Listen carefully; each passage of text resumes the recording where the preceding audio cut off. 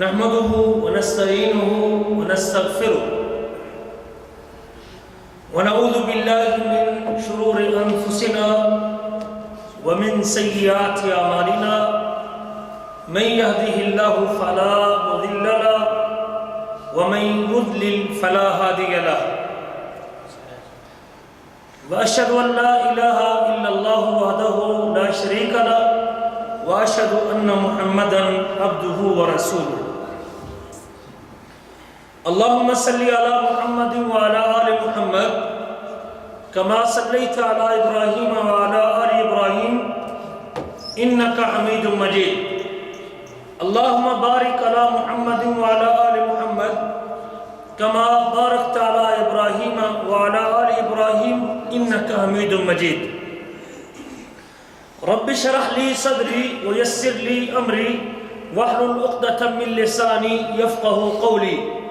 اللهم انفعنا بما علمتنا وعلمنا ما ينفعنا وزدنا علما ينفعنا اللهم أرنا الحق حقا وارزقنا اتباعه وأرنا الباطل باطلا وارزقنا اجتنابه أما بعد فأعوذ بالله من الشيطان الرجيم تبارك الذي جعل في السماء بروجا وجعل فيها سراجا وقمرا منيرا هو الذي جعل الليل والنهار خلفة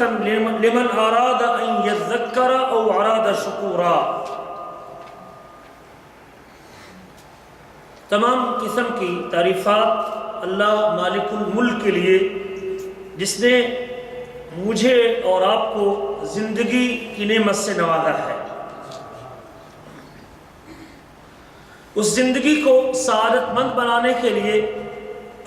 اس زندگی کو خوشبخت بنانے کے لیے، اس زندگی کو کامیاب زندگی میں تبدیل کرنے کے لیے،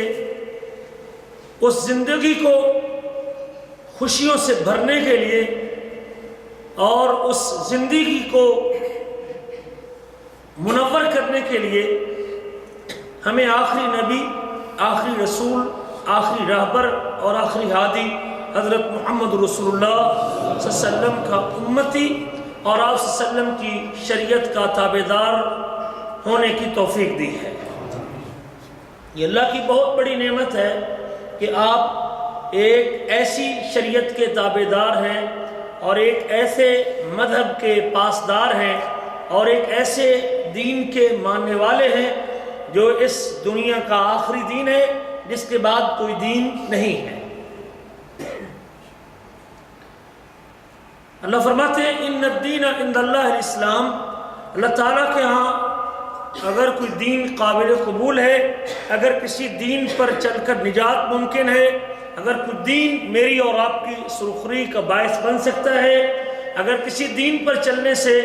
میری آپ کی دنیا، قبر، عاقبت اور آخرت سنور سکتی ہے تو وہ دین اسلام ہے. بہت بڑی نعمت اللہ تعالیٰ کی. میری زندگی کی راحت، میری زندگی کا چین، میرا سکون، میری آنکھوں کی ٹھنڈک اور میری دنیاوی اخروی برزخی زندگی کی کامیابی اسی دین کے اندر مضمر ہے.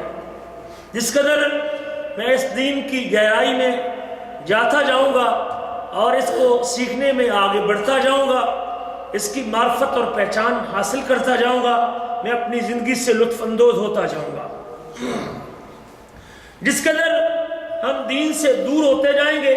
شریعت کو چھوڑتے جائیں گے، قانون کو توڑتے جائیں گے، اس کی بے قدری کرتے جائیں گے، اس کے حقوق کو پامال کرتے جائیں گے، اس کے قانون کو توڑتے جائیں گے، اس کے نظام کو ضائع کرتے جائیں گے، میری اور آپ کی بدبختی کے ایام شروع ہو جائیں گے اور یہ زندگی ایک اجیرن بن کے رہ جائے گی. یہ دین ایک کامل دین ہے، ایک مکمل دین ہے، ایک اکمل دین ہے، ایک اتم دین ہے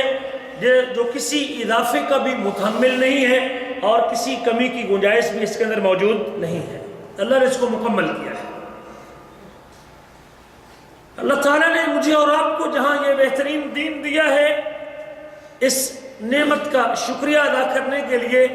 حیاتی کی یہ گھڑیاں بھی دی ہیں، یہ دن اور رات کا سلسلہ بھی اللہ نے بنایا ہے۔ یہ رات کا آنا اور دن کا چلے جانا، یہ رات کا چلے جانا اور دن کا آنا، یہ میرے اور آپ کے لیے عبرت کی نشانیاں ہیں۔ اور اگر میں اپنے اللہ کو راضی کرنا چاہتا ہوں اور اس دین پر چل کے اپنے آپ کو سرخرو کرنا چاہتا ہوں تو مجھے ان دنوں، گھڑیوں، گھنٹوں اور مہینوں کو اپنے لیے غنیمت جاننا چاہیے۔ اللہ فرماتے ہیں تبارک الذی جعل فی السماء بروجا، بابرکت ذات اس اللہ تعالیٰ کی ہے جس نے آسمان میں برج بنائے، وجعل فیہا سراجا وقمرا منیرا، جس نے آسمان میں چمکتا ہوا سورج اور چمکتا ہوا چاند بنایا، دمکتا ہوا چاند بنایا۔ یہ سورج اور چاند، اس کا آنا اور جانا، اس کا چمکنا، اس کی گرمی، اس کی روشنی، یہ مجھے اور آپ کو تدبر اور غور فکر کی دعوت دیتی ہے۔ ان کا ترتیب سے آنا اور ترتیب سے چلنا، رات کا اپنے وقت پہ آنا اور دن کا اپنے ٹائم پہ چلے جانا، دن کا لمبا اور رات کا چھوٹا ہونا، رات کا لمبا اور دن کا چھوٹا ہونا، اور اس میں موسموں کی تبدیلیاں، کبھی سردی اور کبھی گرمی، کبھی موسم بہار تو کبھی موسم خزاں، یہ ساری کی ساری چیزیں، یہ حالات کا تبدیل ہونا، گرمیوں میں سردی اور سردیوں میں گرمی، بارش، سردیوں میں ٹھنڈک اور گرمیوں میں سردی، یہ ساری کی ساری اللہ تعالیٰ کی طرف سے نشانی ہے تاکہ ہم ان حالات، ان اوقات میں اپنی زندگی بسر کرتے ہوئے اپنے اللہ تعالیٰ کے حوالے سے باخبر رہیں اور جانتے رہیں کہ میرا رب سب کچھ کرنے پہ قادر ہے۔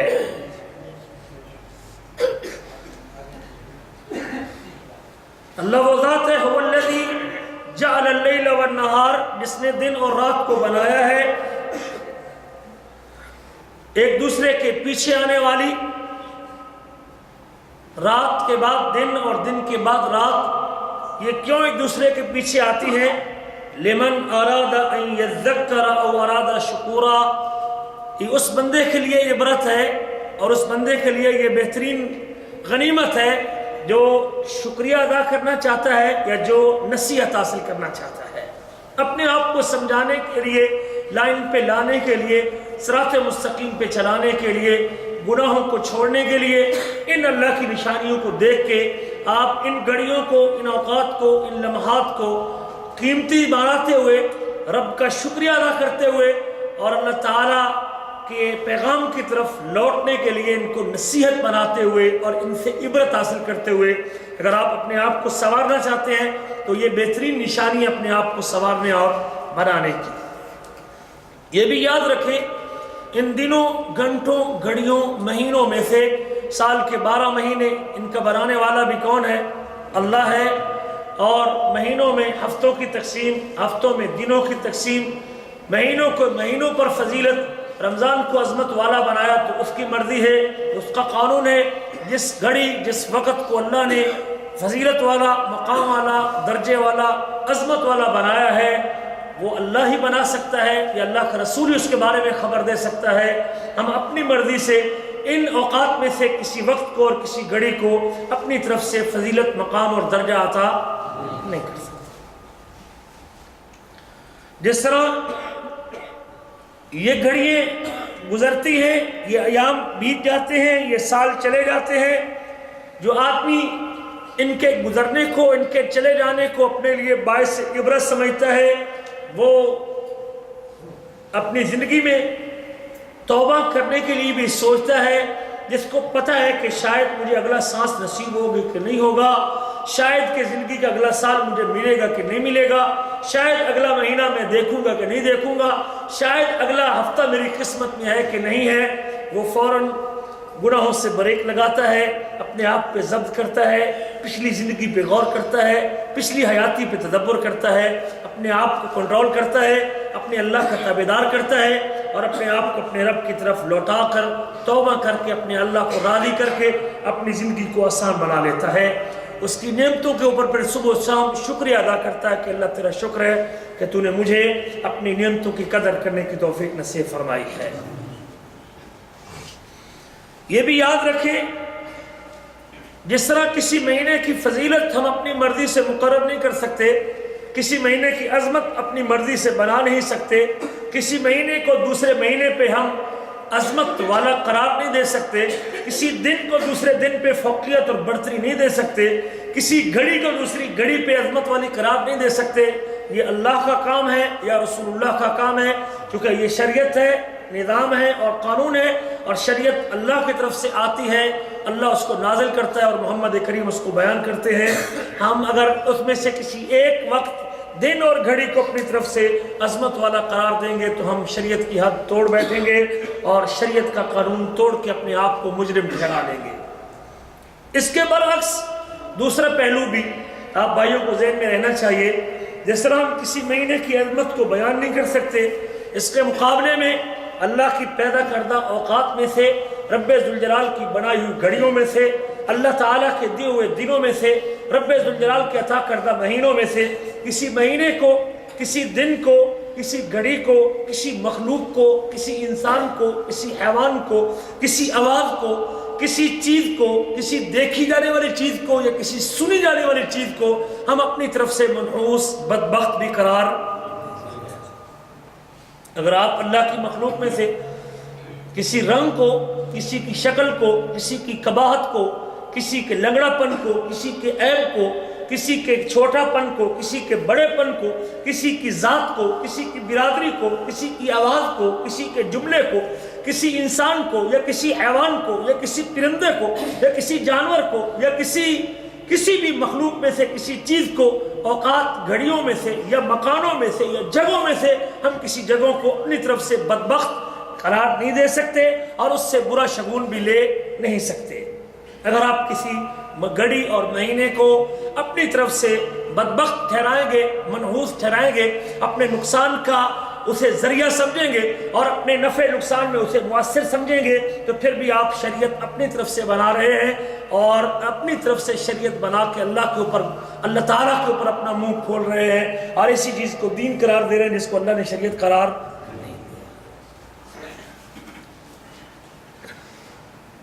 زمانہ جاہلیت میں میرے آپ کے حبیب کی آمد سے پہلے، رسول کریم کے تشریف لانے سے پہلے، رسول کریم کی آمد سے قبل،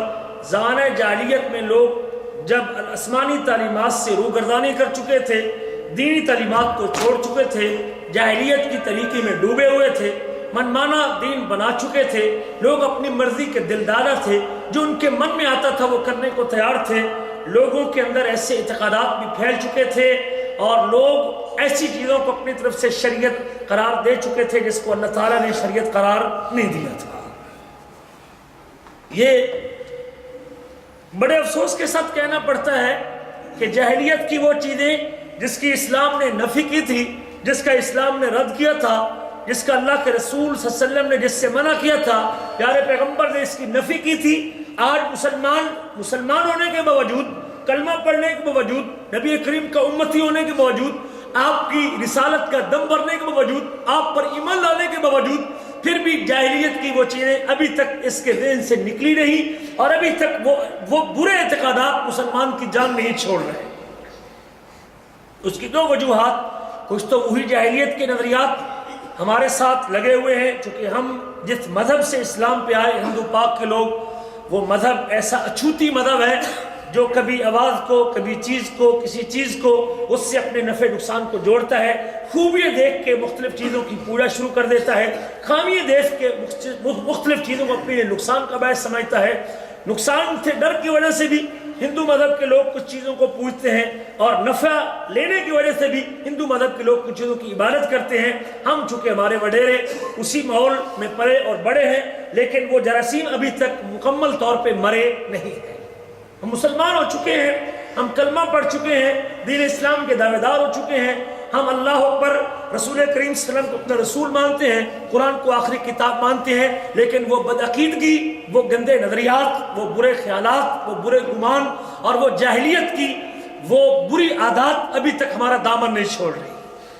اس کی بنیادی وجہ جہالت ہے، لا علمی ہے، عدم معرفت ہے، قرآن سے دوری ہے، نبی کریم کی تعلیمات سے پیچھے رہنا ہے۔ جب تک اپنے آپ کو علم کے نور سے منور نہیں کریں گے، اپنے آپ کو کتاب اللہ کے علم سے راستہ نہیں کریں گے، رسول کریم کی تعلیمات کے سانچے میں نہیں لے آئیں گے، تب تک یہ برے اعتقادات مرتے دم تک میری جان نہیں چھوڑ سکتی۔ ان برے نظریات میں سے جاہلیت کے زمانے میں جو لوگ عقیدہ رکھتے تھے اور جو سوچ رکھتے تھے، ان نظریات میں سے ایک نظریہ یہ بھی تھا، لوگ سمجھتے تھے کہ بیماری متعدی ہوتی ہے، لوگ سمجھتے تھے کہ بیماری خود بخود منتقل ہوتی ہے، لوگ سمجھتے تھے کہ ایک بیماری دوسرے بندے کو خود لگتی ہے۔ تو رسول کریم صلی اللہ علیہ وسلم نے ان کے اس اعتقاد کی نفی کی، ان کے اس اعتقاد کی نفی کی اور رد کیا، اور آپ نے فرمایا کہ لا ادوا، صحیح بخاری کی روایت ہے، نبی کریم کا ارشاد گرامی ہے کہ لوگ جاہلیت کے زمانے سے لوگ سمجھتے ہیں کہ بیماری خود لگتی ہے، بیماری خود منتقل ہوتی ہے، ایک سے دوسرے کو لگ جاتی ہے، لیکن جو پیغام میں لے کے آیا ہوں، جو نظام میں لے کے آیا ہوں، جو شریعت میں لے کے آیا ہوں، میری شریعت یہ ہے، میرا عقیدہ یہ ہے کہ بیماری خود اپنی مرضی سے منتقل نہیں۔ ایک شخص اللہ کے نبی صلی اللہ علیہ وسلم سے کہتا ہے فما بال الابل تکون فی الرمل، بیل ابل اونٹ سارا میں ہوتے ہیں اور اپنے اس باڑے میں ہوتے ہیں اور بالکل تندرست اور صحیح ہوتے ہیں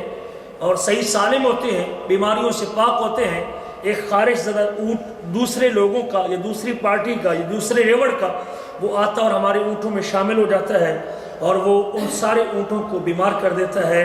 تو رسول کریم صلی اللہ علیہ وسلم نے اس کا یہ اعتراض سننے کے بعد کہ آپ تو کہتے ہیں بیماری متعدی نہیں ہوتی، تو پھر ایک اونٹ دوسرے اونٹوں کو بیمار کیوں کر دیتا ہے، یا اس کی بیماری دوسروں کی طرف منتقل کیوں ہو جاتی ہے؟ رسول کریم صلی اللہ علیہ وسلم نے فرمایا،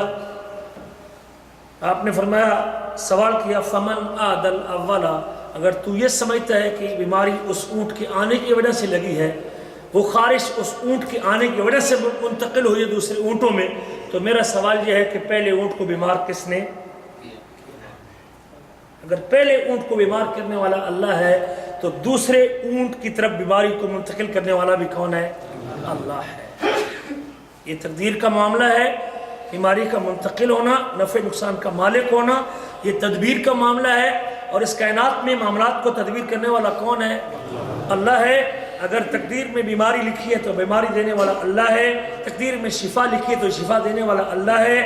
الا لہ الخلق والامر، چیزوں کو پیدا کرنا، چیزوں کو ایجاد کرنا، چیزوں کو وجود دینا، بیماریوں کو پیدا کرنا، شفا کو پیدا کرنا، یہ بنانا اور ایجاد کرنا، یہ کس کا کام ہے؟ اللہ کا۔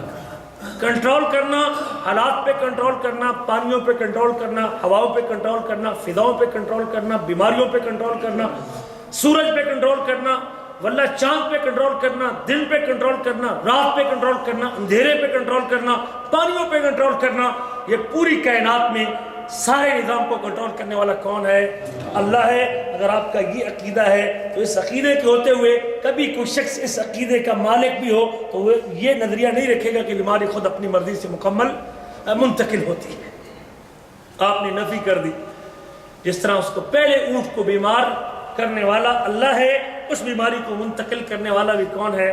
اللہ کی اذن، اللہ کی حکم، اللہ کی اجازت سے بیماری منتقل ہوتی ہے۔ اللہ چاہے تو دوسرے اونٹ کو لگتی ہے، اللہ نہ چاہے تو دوسرے اونٹ کو منتقل۔ یاد رکھیں، کچھ بیماریاں ایسی ہوتی ہیں جس کو وبائی امراض کہتے ہیں، جس میں نزلہ اور زکام بھی ہے، جس میں طاعون بھی ہے۔ رسول کریم سے جو ایک دوسرے سے جس کے لگنے کے چانس زیادہ ہوتے ہیں، ٹھیک ہے، اسباب موجود ہیں، ایسی مرضوں کے اسباب، ایسی چیزوں کے اسباب ہیں کہ وہ جلدی منتقل ہونے کے، اس کے جراثیم منتقل ہونے کے چانس ہیں، لیکن ان جراثیم کو مؤثر کرنے والی کس کی ذات ہے؟ وہ اللہ تعالیٰ کی ذات ہے۔ اس لیے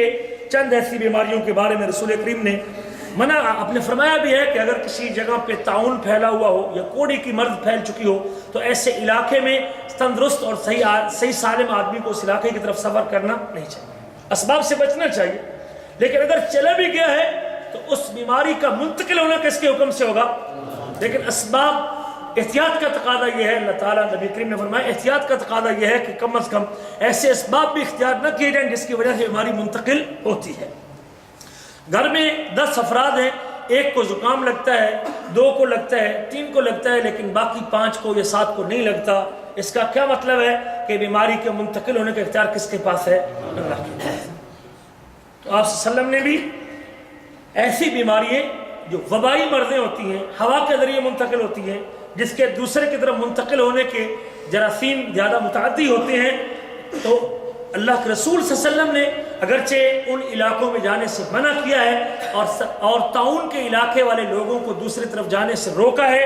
یہ احتیاط کے طور پہ روکا ہے تاکہ وہ جراثیم منتقل نہ ہوں، لیکن اس بیماری کو مؤثر کرنے والی کس کی ذات ہے؟ وہ اللہ تعالیٰ کی ذات ہے۔ اور آپ نے اسی لیے فرمایا کہ ولا عدویٰ، جو شریعت میں لے کے آیا ہوں اس میں کوئی بیماری متعدی نہیں ہے، بیماری خود اپنی مرضی سے منتقل نہیں ہوتی۔ آپ نے فرمایا ولا طیرہ، لوگ جاہلیت کے زمانے میں مختلف چیزوں سے بدشگونی لیتے تھے، مختلف آوازوں کو برا سمجھتے تھے، مختلف پرندوں کے ساتھ اپنی قسمت کے فیصلے کرواتے تھے، کچھ چیزوں کو خود اپنی مرضی سے برا سمجھتے تھے۔ اور عرب کے لوگوں میں یہ عادت تھی جب کسی کام کے کرنے اور نہ کرنے کا فیصلہ کرنا ہوتا تو وہ پرندوں کے گھونسلوں کی طرف جاتے اور پرندے کو اس کے گھونسلے سے اڑا دیتے۔ اگر وہ پرندہ دائیں طرف مڑ جاتا تو کام کر لیتے، اگر اس کی اڑان بائیں طرف ہوتی تو کام نہ کرتے، کام چھوڑ دیتے۔ سفر کا ارادہ ہوتا، نکلنا چاہتے ہوتے سفر پہ، لیکن اگر اس پرندے کے اڑانے کے بعد اس کا رخ بائیں طرف ہو جاتا تو اپنا کام چھوڑ دیتے تھے، سمجھتے تھے اس پرندے نے چونکہ بائیں طرف اڑان بھر لی ہے، اب یہ کام میرے نقصان کا باعث بنے گا، یہ سفر میرے فائدے کا باعث نہیں ہے۔ یہ اعتقاد موجود تھا۔ لوگ آوازیں سن کے، چیزوں کو دیکھ کے اپنے کام کے ہونے اور نہ ہونے میں اس کو مؤثر سمجھتے تھے، یہ نظریہ موجود تھا۔ اللہ کے رسول کی آمد سے پہلے لوگ بدشگونی لیتے تھے لوگوں سے، انسانوں سے، عیب زدہ لوگوں سے۔ ایک آنکھ سے اگر کوئی کانا شخص ہے، اگر کوئی عیب والا شخص ہے، اگر کوئی بیمار شخص ہے، اگر کوئی کالے رنگ کا ہے، اگر کوئی کبھی چہرے والا ہے، خوبصورت نہیں، تو لوگ کہتے ہیں چونکہ اس نے مجھے سب سے پہلے مجھے کام پر نکلتے وقت میری اس پہ نگاہ پڑی ہے، لہذا اب میرا کام نہیں ہوگا۔ یہ بھی لوگوں کا نظریہ تھا کہ لوگ حرم کے باڑے میں جاتے، حرم کو بھگا دیتے، اگر حرم دائیں طرف جاتا تو کام کر لیتے اور اگر بائیں جاتا تو کام نہ کرتے۔ یہ نظریہ بھی لوگوں کا موجود تھا۔ میرے آپ کے نبی آتے ہیں، اپنی نور بھری تعلیمات پیش کرتے ہیں اور ان کے اعتقاد کی نفی کرتے ہیں۔ فرمایا ولا طیرہ، جو شریعت میں لے کے آیا ہوں اس میں بدشگونی نہیں ہے۔ کسی چیز کو برا شگون لینا یہ جائز، یا تو آپ نے نفی کر دی کہ بدشگونی نہ لو، دو معنی کیے ہیں محدثین نے، یا تو آپ نے نہیں کر دیا کہ کوئی بندہ بدشگونی نہ لے، کوئی بندہ کسی چیز سے بدشگونی نہ لے۔ کسی چیز کو دیکھ کے یا آواز کو سن کے اپنے لیے اس کو منحوس سمجھنا یا برا سمجھنا یا اپنے نقصان کو اس کے ساتھ جوڑ دینا، یہ وہ گندا اور برا عقیدہ تھا تو جاہلیت میں لوگوں کا تھا۔ رسول کریم نے اپنے ماننے والوں کو اس بدعقیدگی سے روک دیا اور آپ نے منع فرمایا کہ اگر کوئی مسلمان اللہ پہ ایمان رکھتا ہے تو کسی چیز کے سننے اور جوڑنے سے اپنے کام کے نہ ہونے اور ہونے کا فیصلہ اسے نہیں کرنا چاہیے۔ ولا طیرہ، اسے طیرہ کہتے ہیں۔ قرآن مجید میں اللہ تعالیٰ نے اس بیماری کو پورے قرآن مجید میں کفار کی طرف منسوب کر کے ذکر کیا ہے۔ کافروں کا، بدعقیدہ لوگوں کا، منافق لوگوں کا یہ نظریہ ہوا کرتا تھا کہ وہ مختلف چیزوں کو، حتیٰ کہ انبیاء کو بھی اپنے لیے منحوس سمجھتے تھے، نبیوں کو اپنے لیے منحوس سمجھتے تھے۔ یہ بدعقیدگی ان لوگوں کے اندر ہوتی ہے جو کفر کی دلدل میں گرے ہوتے ہیں، منافقت کے اندر ڈوبے ہوئے ہوتے ہیں، جن کے دامن پہ کفر کا دھبا ہوتا ہے۔ اس قسم کا شخص یہ نظریہ رکھ سکتا ہے۔ مومن مسلمان جس کا اللہ پہ یقین ہوتا ہے اور وہ سمجھتا ہے کہ کاموں کی تدبیر کرنے والی کس کی ذات ہے؟ اللہ کی ذات ہے۔ نفع نقصان کی مالک کس کی ذات ہے؟ اللہ کی ذات ہے۔ تقدیر کے اوپر اختیار کس کی ذات کا ہے؟ اللہ کی ذات کا ہے۔ مومن توکل کس کے اوپر کرتا ہے؟ اللہ پر کرتا ہے۔ وہ شخص کبھی بھی چیزوں کو سن کے، آوازوں کو سن کے یا چیزوں کو دیکھ کے اپنے کام کی ہونے اور نہ ہونے کا فیصلہ نہیں کرتا۔ اللہ فرماتے ہیں سورۃ النساء آیت نمبر 78 میں، اللہ فرماتے ہیں منافقین کی بری خصلتوں کا ذکر کیا۔ ان بری خصلتوں میں سے ایک خصلت منافقین کے اندر یہ بھی تھی۔ اللہ فرماتے ہیں وَإِن تُصِبْهُمْ حَسَنَةٌ يَقُولُوا هَذِهِ مِنْ عِنْدِ اللَّهِ، اگر ان کو اچھائی پہنچتی، بھلائی پہنچتی، خیر ملتی، نصرت ملتی، فتح ملتی، کامیابی ملتی تو کہتے یہ اللہ کی طرف سے ہے۔ وَإِن تُصِبْهُمْ سَيِّئَةٌ يَقُولُوا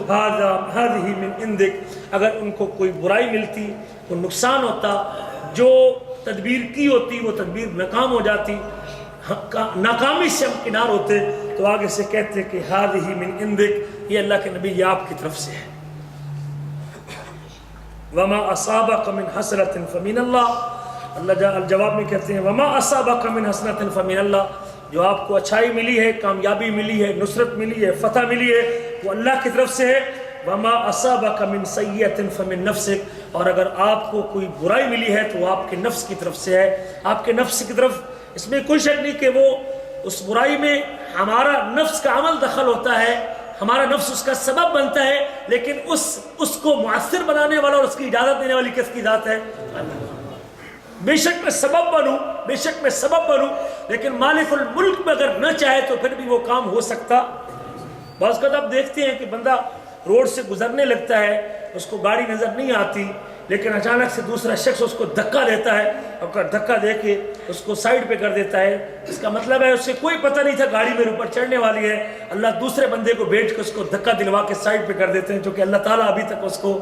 اس نقصان سے دوچار کرنا نہیں چاہتا. آپ کہتے ہیں یہ شخص معجزانہ طور پہ بچ گیا، اس کے بچنے کا کوئی چانس نہیں تھا لیکن معجزانہ طور پہ بچ گیا. وہ بچانے والا کون ہے؟ اس کا مطلب ہے کہ ابھی تک مالک الملک نے اس نقصان کا فیصلہ اس کے بارے میں کیا. جب ہم کوئی برائی کرتے ہیں تو اس میں کوئی شک نہیں کہ ہمارے نفس کا عمل دخل ہوتا ہے، لیکن ہمارے نفس کے عمل دخل کے باوجود بھی اس کو مؤثر بنانے والا جب تک مالک الملک اس کی اجازت نہیں دیتا تب تک وہ نقصان ہمیں مل سکتا نہیں ہے. اللہ فرماتے ہیں وَأَرْسَلْنَاكَ لِلنَّاسِ رَسُولًا، ہم نے آپ کو لوگوں کے لیے رسول بنا کے بھیجا ہے. یہ لوگ آپ کی طرف برائی کو منسوب کرتے ہیں اور آپ کے ساتھ برائی کو جوڑتے ہیں، ان کا یہ نظریہ اور عقیدہ درست نہیں ہے. قوم فرعون کے بارے میں اللہ ذکر کرتے ہیں، یہ بدشگونی لینا، چیزوں کو دیکھ کے اور مخلوق کے ساتھ اور اللہ کی مخلوق کے ساتھ نفع نقصان کو جوڑنا، یہ کافروں اور بدعقیدہ لوگوں کا شیوا اور طرز عمل ہے، مومن مسلمان کا طریقہ نہیں ہے. اللہ کہتے ہیں قرآن مجید میں سورۃ اعراف آیت نمبر 131 ہے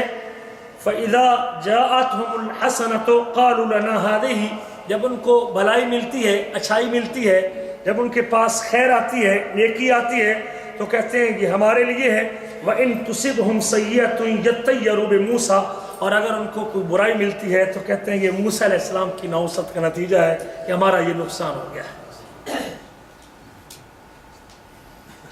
یہ موسیٰ علیہ السلام کی نحوست کا نتیجہ ہے کہ ہمارا یہ نقصان ہو چکا ہے. وَمَن مَّعَهُ، اور اس کے ساتھیوں کا نتیجہ ہے اَلَا إِنَّمَا طَائِرُهُمْ عِندَ اللَّهِ، خبردار ان کی جو نحوست ہے وہ کس کی طرف سے ہے؟ وہ اللہ تعالیٰ کے پاس سے. اللہ جانتا ہے کہ یہ کس وجہ سے آیا، یہ تمہاری بدعقیدگی کی نحوست ہے، یہ تمہارے کفر کی نحوست ہے، یہ تمہارے اس تکبر کی سزا ہے جو اللہ نے تم کو دی ہے. تم اس کو اللہ کے نبی اور مومنوں کی طرف منسوب نہ کرو. اللہ جانتا ہے کہ یہ مصیبت تم پر کیوں آئی ہے اور یہ نحوست تمہارے لیے کیسے آئی ہے اور یہ عذاب تم پر کیوں اترا ہے. اور ساتھ فرمایا وَلَكِنَّ أَكْثَرَهُمْ لَا يَعْلَمُونَ، لیکن اکثریت ان کی اس بات کا علم نہیں رکھتی. تو ان آیات میں اللہ تعالیٰ نے بدشگونی کو اور اس چیزوں کو دیکھ اور سن کے برا نظریہ قائم کرنے کو اور اس سے اپنے نقصان جوڑنے کو کن کا طرز عمل قرار دیا ہے؟ کفار کا اور ان مغضوب قوموں کا اور ان انبیاء کے منکروں کا اور نبیوں کی دعوت کو ٹھکرانے والوں کا یہ نظریہ تھا. ایک مومن اور مسلمان شخص اس سے یہ کبھی توقع نہیں کی جا سکتی کہ وہ اس قسم کی بدعقیدگی کا شکار ہو. وَلَا تَيَّرَ، رسول کریم فرماتے ہیں کہ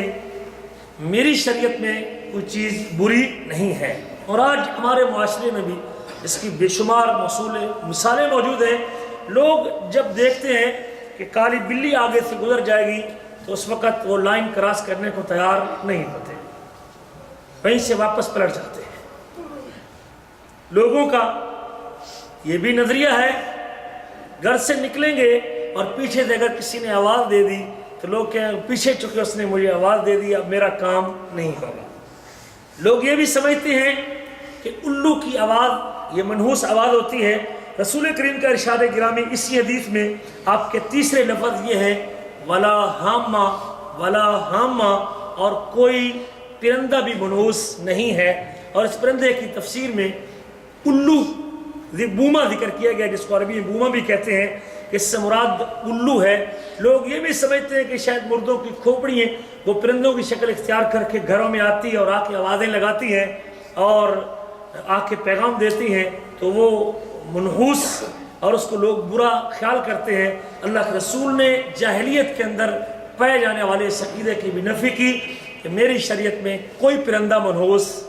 نہیں ہے، کسی کی آواز کو منحوس قرار نہیں دینا چاہیے۔ ہم لوگ اپنے کئی کاموں کو ہونے اور نہ ہونے کو کوے کے ساتھ جوڑ دیتے ہیں، کسی کو کبوتر کے ساتھ جوڑتے ہیں، کسی کو لالی کے ساتھ جوڑتے ہیں،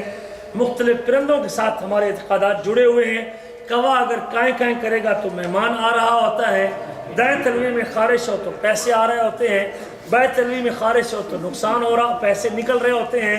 جیب بالکل خالی نہیں کرنی، جیب خالی کر دیں گے تو بالکل ہی خزانہ خالی ہو جائے گا۔ فلاں دن یہ کام شروع نہیں کرنا، فلاں رات گھر میں جھاڑو نہیں دینا، رات کو مغرب کے بعد جھاڑو نہیں دینا، شام کو ہم نے یہ لسی گھر سے نہیں دینی، ہم نے فلاں ٹائم پہ ہم نے نمک گھر سے نہیں نکالنا۔ یہ بے شمار بدعقیدگی ہیں اس وقت ہم نے وہ جوڑی ہوئی ہیں اپنے۔ مسلمان ہیں یہ سارے کون کہتے ہیں؟ مسلمان کہتے ہیں۔ بچے کو سر سے اوپر نہیں اٹھانا، بچے کو شیشہ نہیں دکھانا، چھوٹے بچے کو شیشہ نہیں دکھانا، بچے کی پیدائش کے موقع پہ اپنے گھر کے سامنے ایک شری کا درخت ہوتا ہے اس کے پتے لٹکا دینا، بچے کی پیدائش کے بعد اس کے ساتھ ریڈیو کی آواز چلا دینا، کسی عورت کی آواز اس کے کان میں نہ پڑ جائے،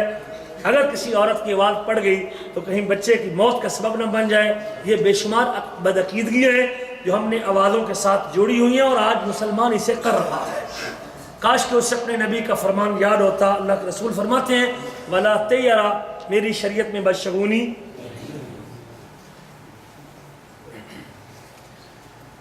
چوتھی چیز آپ نے فرمائی ولا سفر۔ لوگ جاہلیت کے زمانے میں سفر کے مہینے کو منحوس سمجھتے تھے۔ سفر کا مہینہ محرم کے بعد آتا ہے، اسلامی سن ہجری کا دوسرا مہینہ ہے۔ لوگ ذیقعد، ذی الحجہ اور محرم میں حرمت والے مہینوں کی وجہ سے لڑائی جھگڑے سے رکے رہتے تھے، سالوں سال کی جنگیں بند کر لیا کرتے تھے، لیکن جو ہی حج کا مہینہ ختم ہوتا تو دوبارہ آپس کی لڑائی شروع ہو جاتی اور سفر میں لوگ لڑائی کے لیے دوبارہ ایک دم تیزی اختیار کر لیتے تھے، اور اس لڑائی کی وجہ سے لوگ اپنے گھروں کو چھوڑ دیتے تھے۔ گھروں میں صرف عورتیں ہوتی تھی، مرد گھروں سے خالی ہوتے تھے، اور اس خالی ہونے کی وجہ سے بھی اس کو سفر کا مہینہ کہتے ہیں۔ لوگ اپنے آپ کو لڑائیوں کے لیے نکل جاتے یا دفاع کے لیے نکلتے، اور اس لیے بھی اس کو سفر کا مہینہ کہا جاتا ہے۔ اور سفر کو سفر کا مہینہ اس لیے بھی کہتے ہیں کہ مکہ سفر کے مہینے میں حاجیوں سے خالی ہوتا تھا، اور اس وجہ سے بھی اس مہینے کو سفر کا مہینہ کہتے ہیں۔ لوگ اس مہینے میں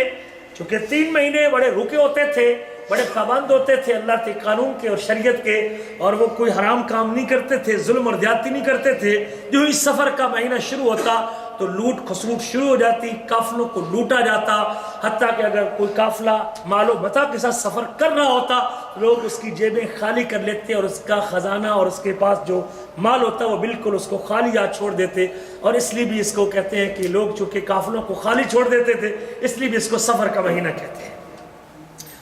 اب چونکہ اس مہینے میں یکدم جنگ کے لیے وہ چھوٹتے تھے، قتل و غارت کرتے تھے، لوگوں کو لوٹتے تھے، کچھ لوٹتے تھے تو کچھ لوٹتے تھے، کچھ امیر ہوتے تھے تو کچھ غریب ہوتے تھے، تو لوگ اس مہینے کو اپنے لیے منحوس سمجھنے لگے، جبکہ اللہ تعالیٰ نے اس لوٹنے اور مارنے کی اور خالی کرنے کی اجازت نہیں دی تھی۔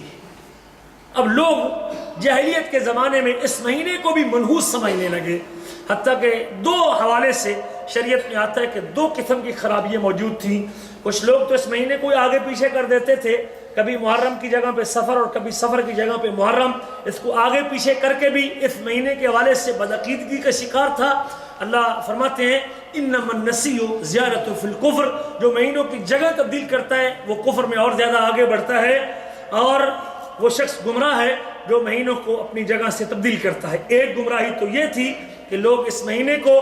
محرم کی جگہ پہ کبھی مرضی کے ساتھ ایک سال اس کو محرم بناتے اور اگلے سال اس کو سفر بنا لیتے تھے۔ اللہ کے رسول صلی اللہ علیہ وسلم نے اس مہینے کو اپنی جگہ سے پھیرنے کی اجازت نہیں دی۔ دوسری وجہ یہ بھی کہ لوگ چونکہ اس مہینے کو اپنے لیے نقصان کا باعث سمجھتے تھے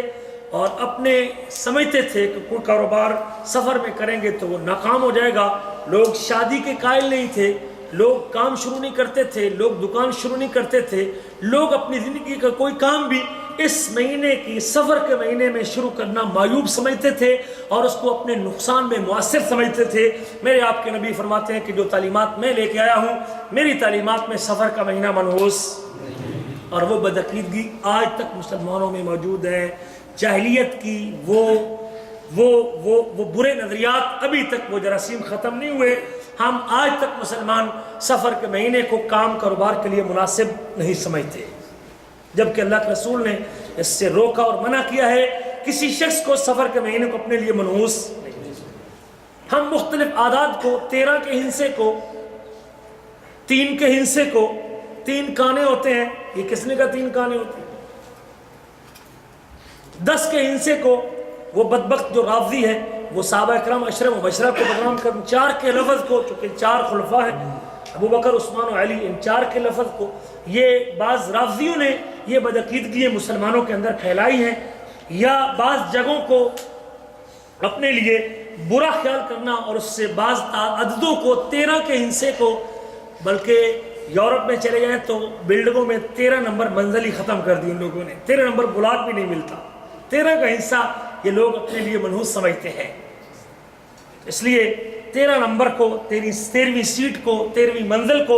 لوگوں نے چھوڑ دیا ہے کہ یہ عدد مناسب نہیں ہے۔ کسی عدد کو اپنے لیے مناسب نہ سمجھنا کہ اس عدد کی وجہ سے میرا یہ نقصان ہوا ہے، وہ شخص بدعقیدہ ہے اور اس کا اللہ کے اوپر ایمان جو ہے وہ دوبارہ لانے کی ضرورت ہے، اس کو اپنے ایمان کو چیک کرنا چاہیے۔ تو رسول کریم صلی اللہ علیہ وسلم نے اس عقیدے کی بھی نفی کی، اور سفر کے مہینے کے اندر جو بھی لوگ بدعقیدگیاں رکھتے تھے اللہ کے رسول نے اس سے روک دیا ہے۔ اللہ کے نبی صلی اللہ علیہ وسلم کا ارشاد گرامی ہے، آپ نے فرمایا ہے لیس منا من تطیر او تطیر لہ، جس بندے نے بدشگونی کی یا جس کے لیے بدشگونی کی گئی۔ بدشگونی کی ایک صورت، ابھی ہمارے ملکوں میں اسٹیشنوں پہ، لاری اڈوں پہ کچھ لوگ طوطے لے کے بیٹھے ہوئے ہیں اور کبوتر لے کے بیٹھے ہوئے ہیں، اور ہم اس طوطے والے کے پاس جاتے ہیں اور اس سے اپنی قسمت معلوم کرواتے ہیں اور اس سے کارڈ اٹھواتے ہیں۔ اگر تو کارڈ یہ ہو کہ تو سعودیہ جائے گا، تجھے ویزا ملے گا اور تو نوکری کرے گا اور ریال کمائے گا، تو پھر بلے اور بلے، بس بڑا خوش ہو جاتا ہے۔ اگر کارڈ میں لکھا ہوگا کہ نہیں تو 6 مہینے بعد مر جائے گا، تو پھر گھر میں صف ماتم بچ جاتی ہے۔ یہ بھی ہماری بدعقیدگی کی نشانی ہے کہ ہم نے وہ طوطا اڑا کے، وہ پرندہ اڑا کے کرتے تھے، ہم پرندے سے کارڈ اٹھوا کے کرتے ہیں۔ رسول کریم صلی اللہ علیہ وسلم نے ایک مومن مسلمان کو، ایماندار شخص کو جس کا اللہ پر یقین ہو، ان ساری خرابیوں سے منع اور روکا ہے، اور آپ نے مختلف طریقوں سے روکا۔ کبھی آپ نے فرمایا لیس منا من تطیر او تطیر لہ، جس بندے نے بدشگونی کی یا جس کے لیے کی گئی، جس نے کی یا جس کے لیے کی گئی۔ ایک بندہ خود نہیں لیتا، کسی کے کہنے پہ لے لیتا ہے کہ اور دیکھو تیرے سامنے وہ آ گیا ہے، اب تیرا کام نہیں ہوگا۔ جو گھر سے بھوکا جائے وہ آگے بھی بھوکا رہتا ہے، یہ بھی بات مشہور ہے۔ اور بڑی باتیں ہیں، آپ مجھ سے زیادہ بہتر جانتے ہیں، لیکن میں نے مثال کے طور پہ صرف چند باتیں آپ کو بتائی ہیں۔ ایک شخص 50 لاکھ کا مکان بناتا ہے اور مکان بنانے کے بعد اوپر کالی پرانی ٹوٹی ہوئی ہنڈیاں رکھ دیتا ہے۔ اگر اس کا عقیدہ یہ ہے کہ نظر بد سے بچانے والا کون ہے؟ اللہ ہے، تو نظر بد سے بچنے کا شرعی علاج اللہ کے رسول نے ذکر کیا ہے۔ اگر اس نے اپنے مکان کو نقصان سے بچانے کا ذریعہ وہ ٹوٹی ہوئی ہنڈیا کو بنا رکھا ہے، تو وہ شخص اپنے عقیدے کو دوبارہ چیک کرے۔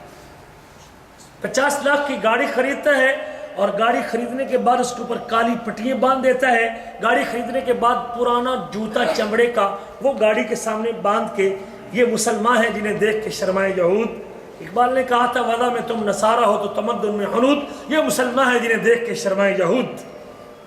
مسلمانوں کے اس رویے پہ اور اس طرز عمل کے اوپر واللہ اب شرم آتی ہے کہ ایک وہ مسلمان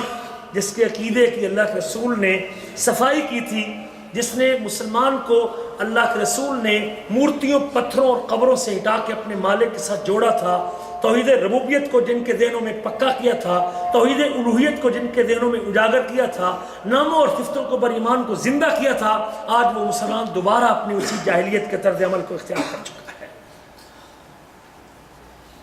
اللہ کے رسول فرماتے ہیں کہ وہ شخص ہم میں سے نہیں، وہ شخص ہم میں سے نہیں،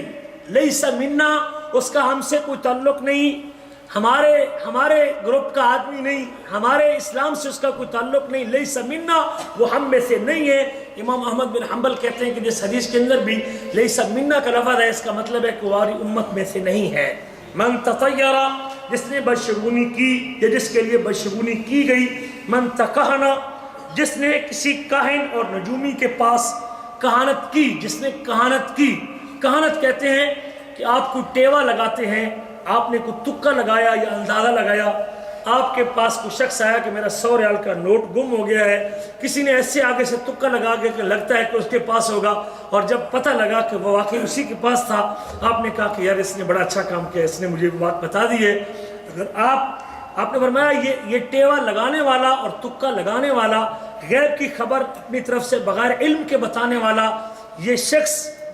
اس کا بھی میری امت سے کوئی تعلق نہیں۔ اور جس کے لیے کی گئی، بعض کا لوگ کہتے ہیں تو سادہ بندہ، تینوں گل کرنے کا پتہ نہیں لگتا، میں جا کے گل کرنا، میں تیری بات کو صحیح طرح بیان کرتا ہوں کہ تیرا بچہ کہاں گم ہوا ہے، تیرا زیور کون چوری کر گیا، تیری بیوی کو تویز کس نے کیے ہے، تو بڑا سیانہ بن کے آگے جاتا ہے۔ رسول کریم فرماتے ہیں جس کے لیے کی گئی اس کا بھی میری امت سے کوئی تعلق نہیں، اور جس نے کی اس کا بھی میری امت سے کوئی تعلق نہیں۔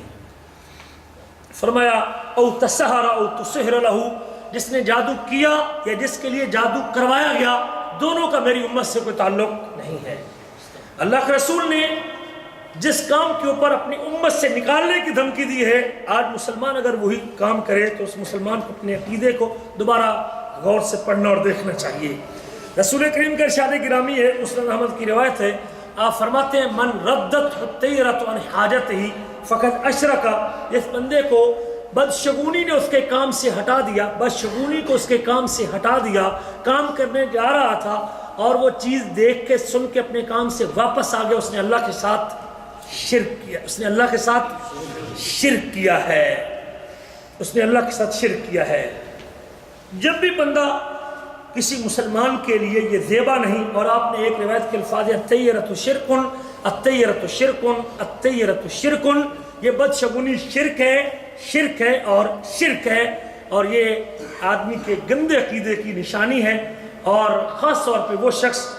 جو تو کام کرتا ہی نہیں، کرنے کو تیار ہی نہیں، تو اس کے مشرک ہونے میں کوئی شک نہیں۔ اس سے کم درجہ یہ ہے وہ کام تو کر لیتا ہے، بلی کے گزرنے کے باوجود وہ گزر گیا ہے، نبینا شخص کو دیکھنے کے باوجود کام پہ چلا گیا ہے، پیچھے سے آواز سننے کے باوجود بھی چلا تو گیا ہے، لیکن پورے راستے میں اس کے دل میں یہی دھڑکا رہا کہ شاید کام ہوگا کہ، لیکن اس بندے کا بھی عقیدہ مکمل طور پہ درست، وہ چلا تو گیا ہے لیکن ابھی تک اس کے ایمان میں کمزوری ہے کہ اس کو جو دھڑکا لگا رہا ابھی تک اس آواز کے مؤثر ہونے کا اور اس بات کے مؤثر ہونے کا اور اس چہرے اور آواز کے مؤثر ہونے کا یہ بتاتا ہے کہ اس کا ایمان ابھی تک پورا۔ اب وہ شخص جو اس کے باوجود بھی، جو بلی گزرنے کے باوجود اور آواز سننے کے باوجود اور الو کی آواز سننے کے باوجود بھی اور کسی عیب زدہ بندے کو دیکھنے کے باوجود بھی اپنے کام پہ بے دھڑک چلا گیا ہے، اور اس کو پتہ ہے کہ رب چاہے گا تو کام ہوگا، اللہ نہیں چاہے گا تو کام نہیں ہوگا، وہ شخص صحیح العقیدہ ہے، اس کا ایمان اللہ پہ ٹھیک ہے اور مضبوط ایمان کا مالک ہے،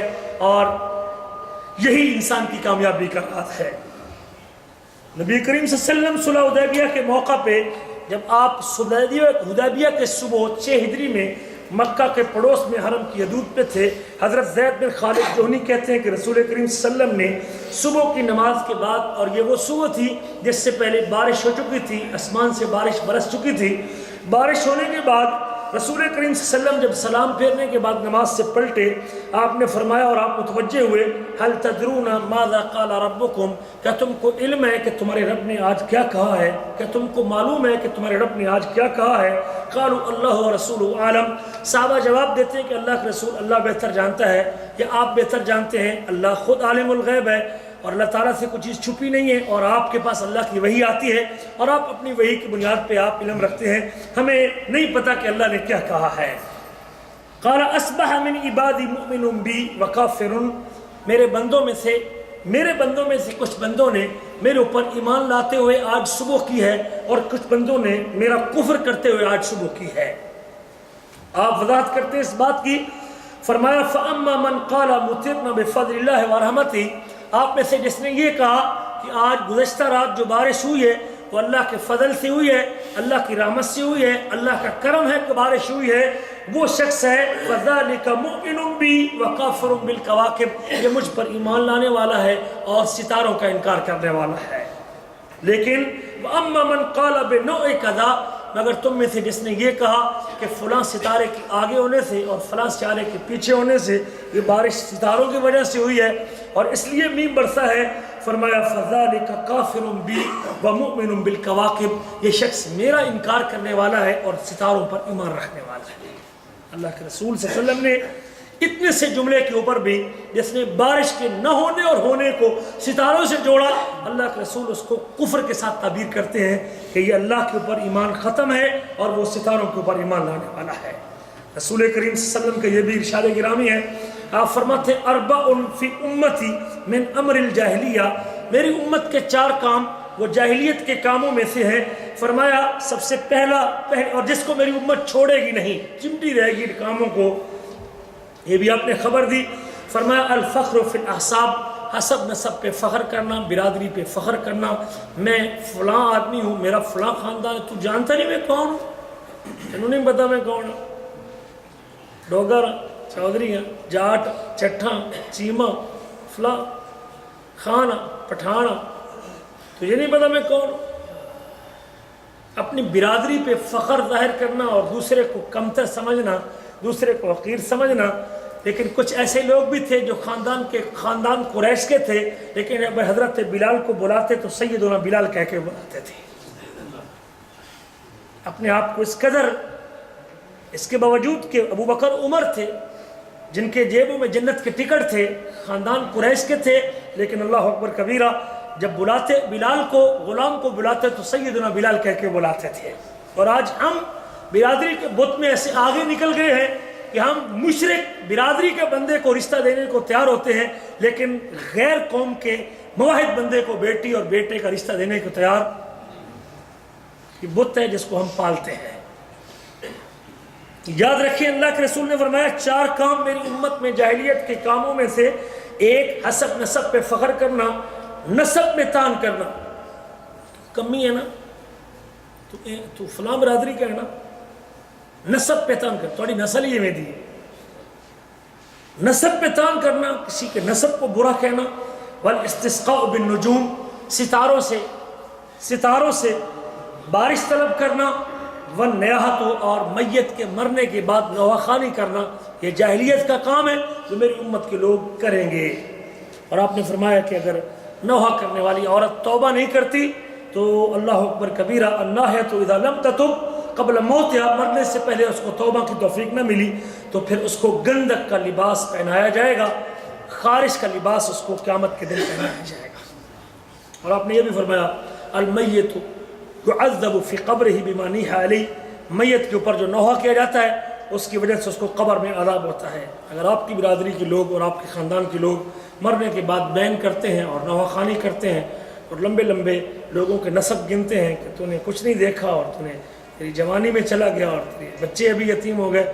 تو ہمیں وصیت کرنی چاہیے کہ میرے مرنے کے بعد کوئی شخص میرے میت کے اوپر نوحہ خوانی نہ کرے تاکہ قبر کے عذاب سے بچ جائے۔ میرے عزیزو، ان غیبی امور کے ساتھ اپنی قسمت کے فیصلے کروانا یہ آدمی کی بدعقیدگی کی دلیل ہے اور اس کے اوپر اعمال کی قبولیت کا بڑا انحصار ہے۔ آپ کے عمل کی قبولیت کا آپ کے عقیدے کے ساتھ بڑا گہرا تعلق ہے۔ جس قدر آپ کا عقیدہ اللہ کے حوالے سے کمزور پڑتا جائے گا، اللہ کے حوالے سے عقیدے میں کمی آتی جائے گی، آپ کی اعمال کی قبولیت متاثر ہوتی جائے گی۔ اس کی ایک مثال میں آپ کے سامنے رکھتا ہوں، نبی کریم کا ارشاد گرامی ہے، آپ نے فرمایا ہے من اتا عرافن، جو بندہ کسی غیب کی خبر دینے والے کے پاس آیا، کسی پہچان کروانے والے کے پاس آیا، کسی کاہن اور نجومی کے پاس آیا، من اتا عرافا او کاہنا فسألہ عن شیء، اور اس سے کسی چیز کے بارے میں سوال کیا، میرا بیٹا گم ہو گیا ہے، میرا زیور گم ہو گیا ہے،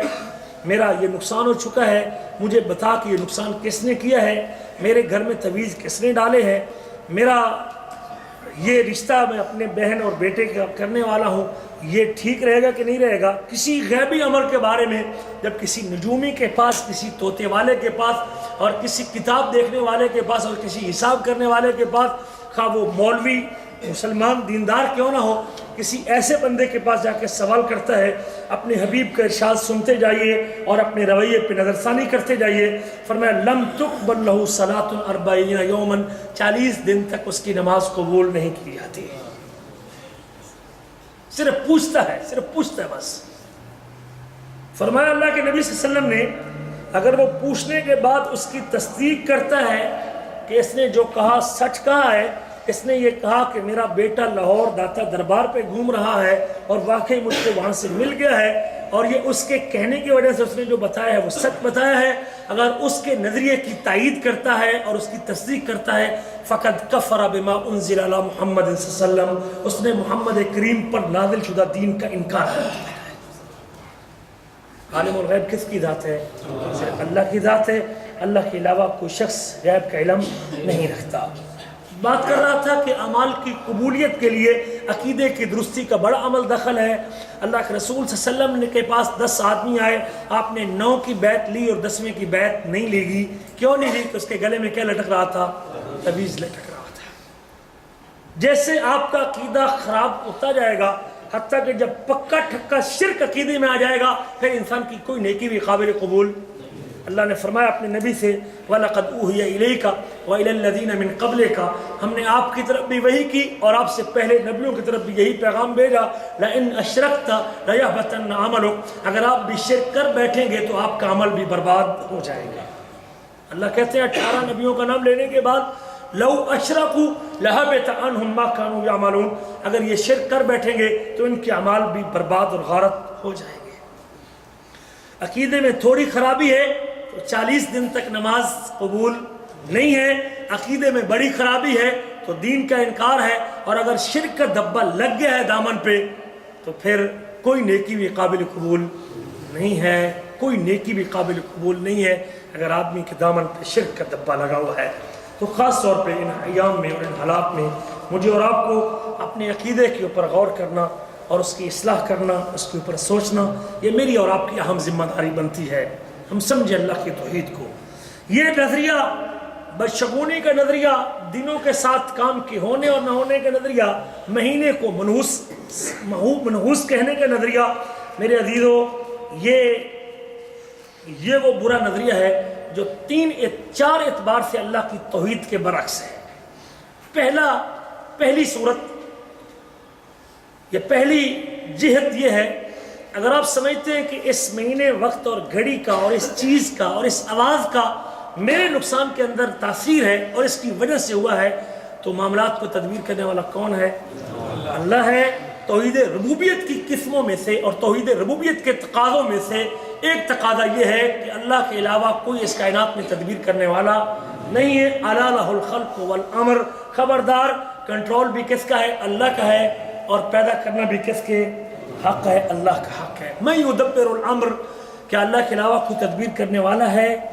نہیں۔ اگر آپ نے کسی وقت، گھڑی، دن، آواز کو اپنے کام کی تدبیر اور اس کام کے ایجاد و وجود اور نقصان کے ایجاد اور پیدا ہونے میں مؤثر سمجھ رکھا ہے تو آپ نے ربوبیت کے اندر، تدبیر کے اندر مخلوق کو شریک کیا ہوا ہے، جو آپ کی توحید ربوبیت کو پامال کر دے گا اور ضائع کر دے گا۔ اس کی دوسری، توحید کے ساتھ منافی ہونے کی دوسری وجہ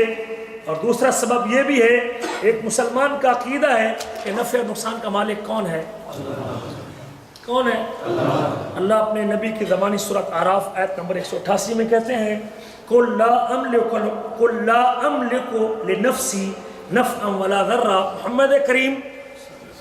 صلی اللہ علیہ وسلم آپ کہہ دیجئے اپنی امت کے لوگوں کو، لا املکو، میں اختیار نہیں رکھتا، میں مالک۔ ڈرتے قرآن کا ترجمہ، ڈرتے کیوں ہیں آپ؟ اللہ کے رسول آپ کہہ دیجئے لا املکو، میں مالک نہیں ہوں، میں مالک نہیں ہوں لنفسی، اپنی جان کے، نفعا نفع کا، ولا ذرہ نہ نقصان کا، میں اپنی جان کے بھی نفع نقصان کا مالک نہیں ہوں، الا ما شاء اللہ، مجھے بھی نفع اور نقصان وہی ہو سکتا ہے جو مالک الملک نے میری تقدیر میں لکھا ہے وَلَوْ كُنْتُ أَعْلَمُ الْغَيْبِ، اگر میں غیب جانتا ہوتا. سورۃ اعراف آیت نمبر 188. اپنا ہی ترجمہ جا کے دیکھیے. اگر میں غیب جانتا ہوتا تو بھلائی کو اکٹھا کرتا. وَمَا مَسَّنِيَ السُّوءُ، اور مجھے کوئی تکلیف نہ پہنچتی. إِنْ أَنَا إِلَّا نَذِيرٌ وَبَشِيرٌ، میں تو صرف ڈرانے والا اور خوشخبری دینے والا ہوں. لِقَوْمٍ يُؤْمِنُونَ، ایسی قوم کو جو ایمان رکھتی ہے. اگر مخلوق میں سے کسی کے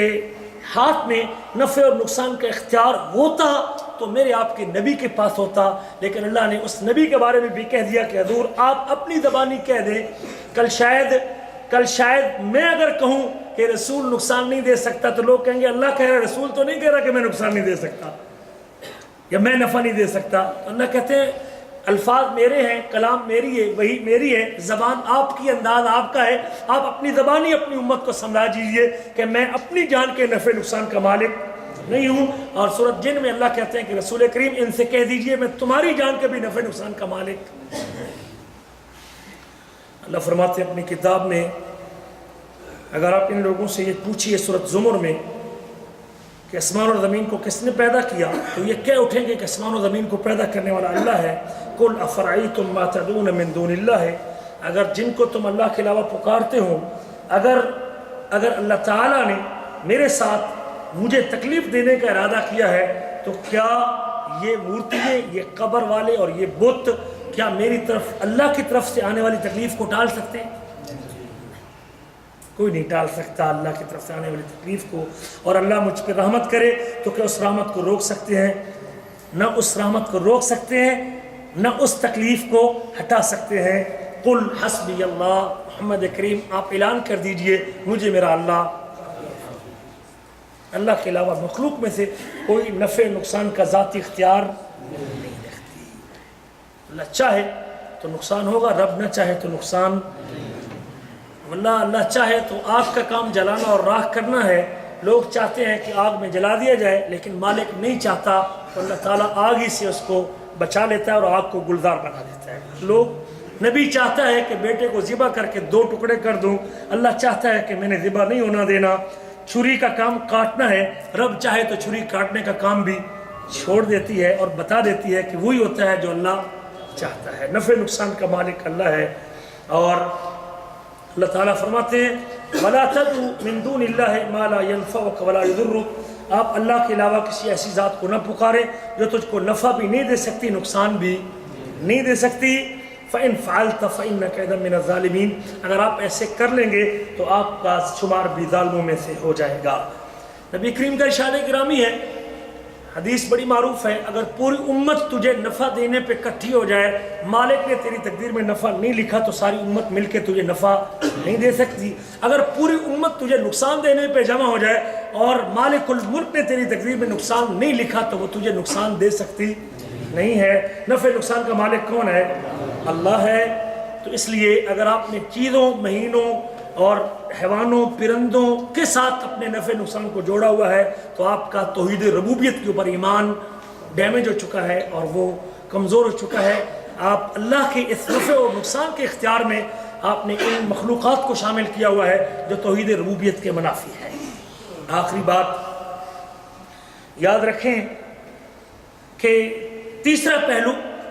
ایمان کے 6 ارکان میں سے ایک رکن یہ بھی ہے کہ اچھی اور بری تقدیر کا مالک کون ہے؟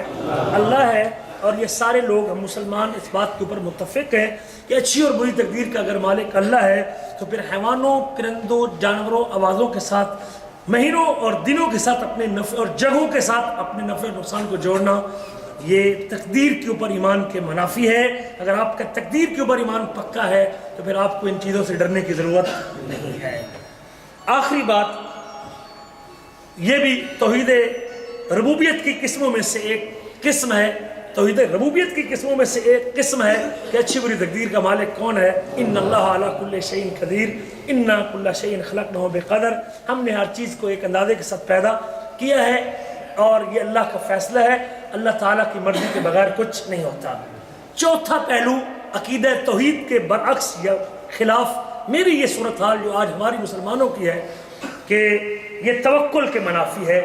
اللہ تعالیٰ فرماتے ہیں اپنی کتاب میں، نبی کریم کہتے ہیں قل حسبی اللہ، کہہ دیجئے کہ مجھے اللہ کافی ہے، علیہ یتوکل المتوکلون، اور اسی پر توکل کرنے والے توکل۔ اگر آپ نے اللہ پہ توکل کیا ہے تو پھر چیز کو، ہوا کو اور دیکھ کے، پانی کو، یا ان چیزوں کو دیکھ کے آپ کو اپنے فیصلے تبدیل نہیں کرنا چاہیے۔ حضرت عبداللہ بن مسعود کی وہ روایت بھی ہے کہ ہم میں سے ہر شخص اگرچہ نفسیاتی طور پہ ان چیزوں سے متاثر ہوتا ہے، یہ بدشگونی اس کے توکل کو لے جاتی ہے، مگر اللہ تعالیٰ کے اوپر جب ایمان کو یاد کرے کہ میرا رب سب کچھ کرنے والا ہے، اللہ کے اوپر ایمان، تقدیر پہ ایمان، نفع نقصان پہ یقین، اور جب اللہ پہ توکل اس کو یاد آتا ہے تو پھر اس سے جو پیدا ہونے والا عقیدے کے اندر خرابی ہے وہ اللہ تعالیٰ دور کر دیتا ہے۔ اللہ تعالیٰ ان چار چیزوں کی وجہ سے اس خرابی سے انسان کو بچا لیتا ہے اور اس بدعقیدگی سے اللہ تعالیٰ محفوظ کر لیتا ہے۔ آخر پہ صرف یہی کہوں گا کہ محرم سفر کے ساتھ اگر چیزوں کے ہونے اور نہ ہونے کا معاملہ ہوتا تو بہت سارے ایسے واقعات ہیں، صرف گنتی کے ساتھ ذکر کر دیتا ہوں تاکہ آپ لوگوں کا یہ عقیدہ رہے کہ اگر سفر کے مہینے کے ساتھ نقصان کا کوئی معاملہ ہوتا تو کبھی یہ کام ان مہینوں میں اور یہ واقعات پیش نہ آتے۔ صرف سب سے پہلی جنگ جس کو غزوہ ابوا کہتے ہیں وہ بھی سفر کے مہینے میں لڑی گئی اور سفر کے 12 دن گزر چکے تھے۔ جنگ خیبر وہ بھی سفر کے مہینے میں لڑی گئی۔ سریہ قطبہ بن عامر وہ بھی سفر کے مہینے میں ہوا۔ غزوہ ذی عمر وہ بھی سفر کے مہینے میں ہوا۔ بنی عذرہ کا وفد وہ بھی سفر کے مہینے میں آیا، اور عمر بن عاص، خالد بن ولید اور عثمان بن طلحہ مسلمان بھی سفر کے مہینے میں ہوئے۔ نبی کریم جب مکہ سے مدینہ کو نکلے تو وہ بھی سفر کا مہینہ تھا۔ نبی کریم نے حضرت خدیجہ سے شادی کی، تو وہ بھی 25 سفر کا دن تھا۔ حضرت علی نے حضرت فاطمہ الزہرا سے شادی کی تو وہ بھی سفر دوسری ہجری سفر کا مہینہ تھا، اور اس سفر میں شادی ہونے کے باوجود بھی حضرت حسن حسین اور ام کلثوم اور زینب اللہ نے عطا کیے، وہ اسی شادی کے بعد اللہ نے دیے ہیں۔ روم کے ساتھ لڑائی جو ہوئی وہ بھی سفر کے مہینے میں تھی۔ یہ سارے واقعات، اور اسی طرح رجی کا جو غزوہ ہے وہ بھی سفر کے مہینے میں ہوا۔ یہ ساری جنگیں سفر کے مہینے میں ہوئی اور اللہ نے ان کو کامیاب بھی کیا۔ اور